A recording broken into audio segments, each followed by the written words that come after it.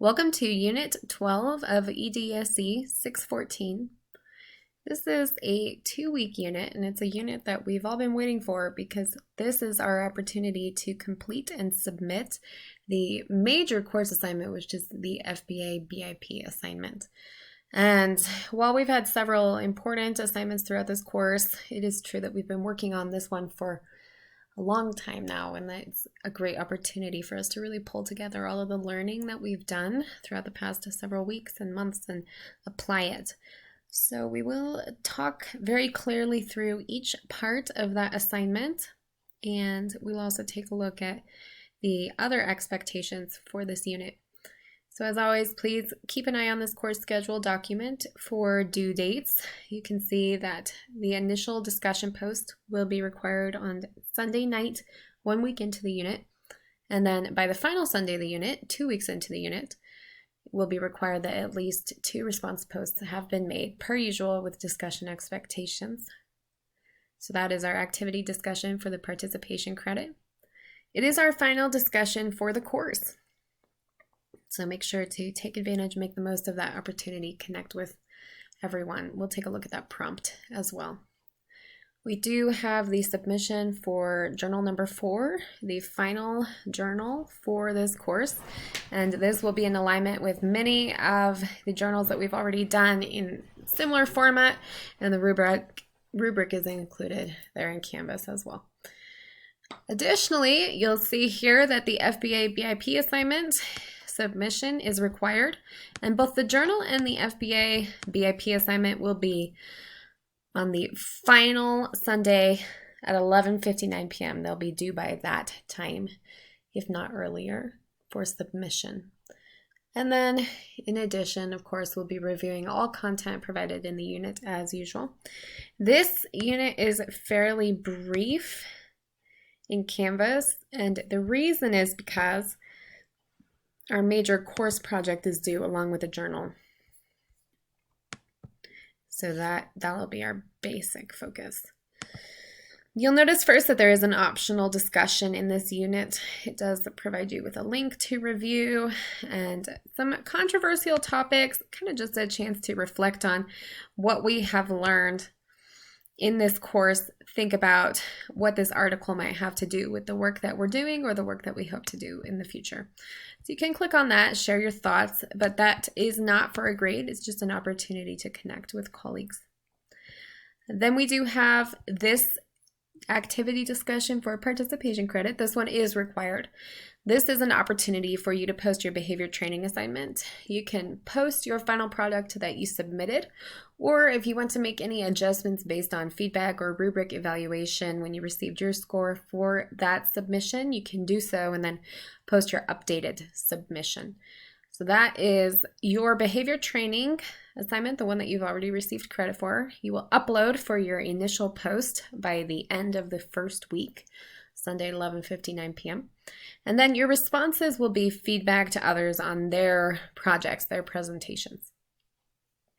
As you provide feedback to others, please avoid simple, brief comments such as "good job," "I like your presentation," and instead try to make it something with some real depth of thought or analysis. You can ask questions, things that you want to know more about, or any blanks that are left to be filled in.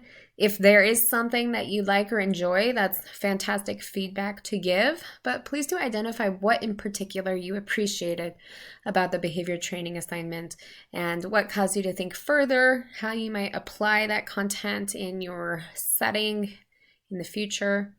Anything like that that can really tie to the practical application and take it beyond basic feedback would be much appreciated as we go through this discussion.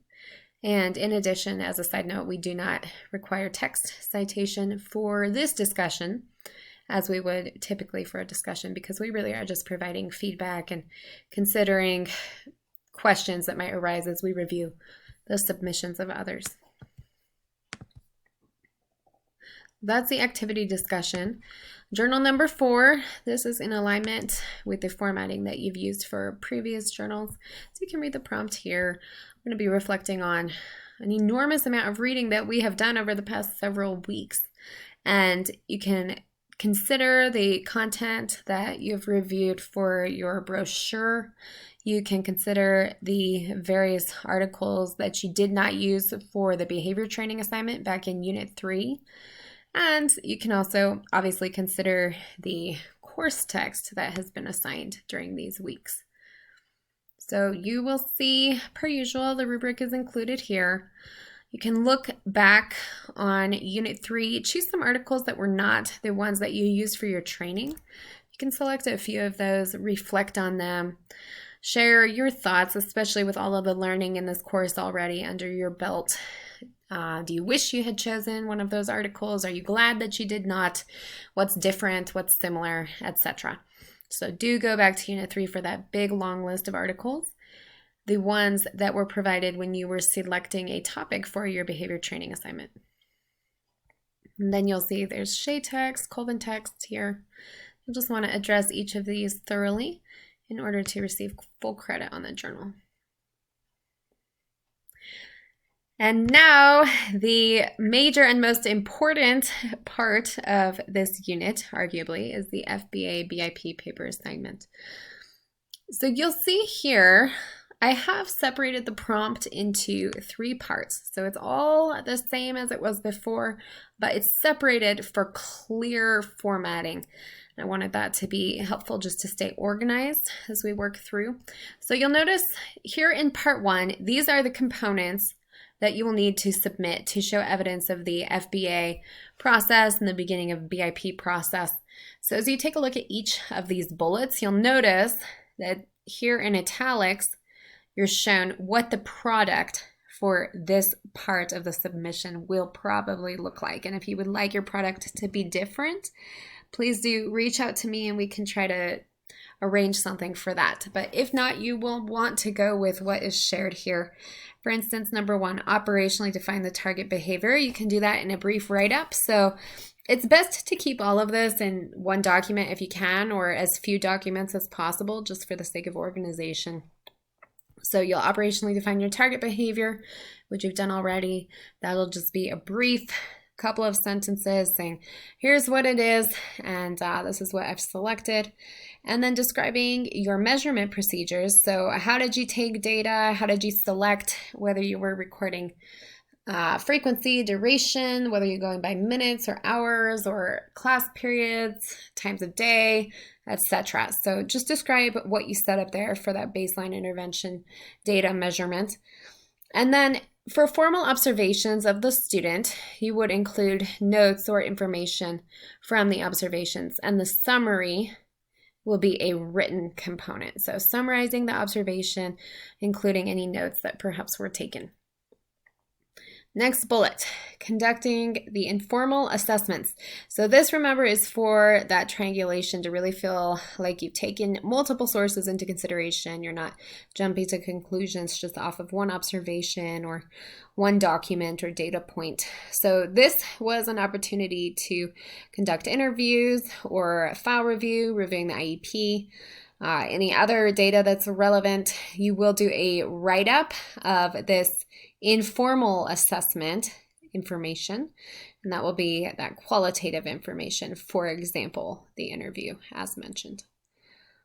Next, you'll move to the quantitative component, in which you'll be documenting your baseline data in table and or graph format, and that'll be using Excel. And what you can do is copy and paste your visuals from Excel or screenshot them and take them into this same Word document, or you can separately include it as an Excel document. That's up to you. But we do want to consolidate this as much as possible, just so it's clear and straightforward and it's all in the same place. Right here, we're talking about reporting that qualitative data in narrative format. That's what the write-ups are. So this would be anything that's not numerical, observations, etc. Notice here, these products are referenced above. So 2 different bullet points talking about the write-up summary here, and then right below it as well, write-up for the informal assessments, nothing additional required. So I wanted that to be really clear. It's just those write-ups that we've already talked about. And then this will be a brief write-up describing the hypothesis, and that's where we are bringing in antecedents, consequence, what is the hypothesized function of the behavior after you've gone through all of this FBA process? Next part of your submission, you will write your first paper, which is a 7-page paper. This one's very straightforward and more analytical. You're really going to be describing what has happened, what you have done, and hitting on several other points. So first of all, describing the behavior. How did you choose that target behavior? Summarizing your process from start to finish, and you'll also do summary of everything listed above included here as it is relevant, talking through what you went through with the FBA. And you'll share the direct relationship between your FBA findings or your hypothesized function and the development of your intervention and your plan. So how did you develop an intervention, a functionally equivalent replacement behavior directly connected to the function that you have determined or hypothesized based on the FBA and all of the information that you've gathered. You will describe the intervention that you selected. You'll want to make sure it's evidence-based, so you'll need your sources and that APA format citation. Then you'll need to do a crisis management plan. If there is a safety concern that potentially could arise from the target behavior that you've selected, that will be more straightforward. If the behavior you've selected is not related to any safety concern, it's still good practice to write a crisis plan because chances are you will encounter this with another student, if not with the one you've selected.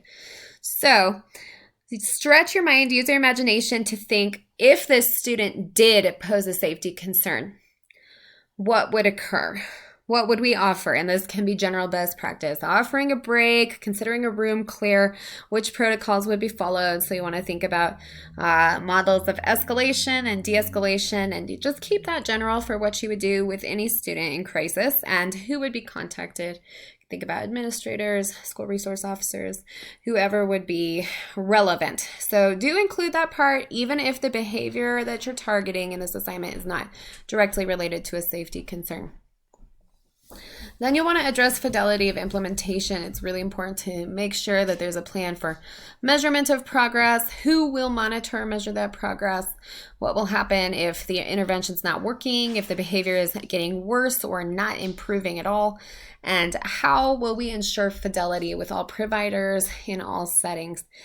Be sure that everybody's on the same page. So you want to do a solid write-up for fidelity of implementation in your paper as well. And then finally, you will include a computing behavior pathway. So this will be a visual. If you've got questions about how to set these up, let me know. But you can just insert that visual into the paper. You can use text boxes or shapes in Microsoft Word, or you can create it elsewhere and then screenshot or get a photo and copy and paste it into your paper document. And you can discuss your computing behavior pathway before and after you have that visual so that each box is clearly explained. And it's important to include references throughout. Last part of the submission, this is a 4-page reflective paper, so APA format as well. Cover page for APA format is first page, body pages 2, 3, 4, and 5, so we've got that 4-page paper, and then a reference page. You will open this paper with a brief summary of everything that we talked about in the previous paper. So research-based decisions, you'll be citing your source for how did you collect data, what intervention did you select, just a brief intro so that you have that background information listed there as well. But the main body of this paper will be to discuss practical, philosophical, and thought-provoking experiences during the process. So the difference between the two is outlined here very clearly. The other is logical and sequential, discussing all of those documents and components. This one is reflective and personal. So after this brief summary about your FBA experience with the sources cited, you'll be talking through concerns, barriers, any eye-opening moments that you encountered, and addressing topics such as these questions here in italics. Finally, you'll want to make sure that in the reflection, you discuss which references and resources have been most helpful to you in this process.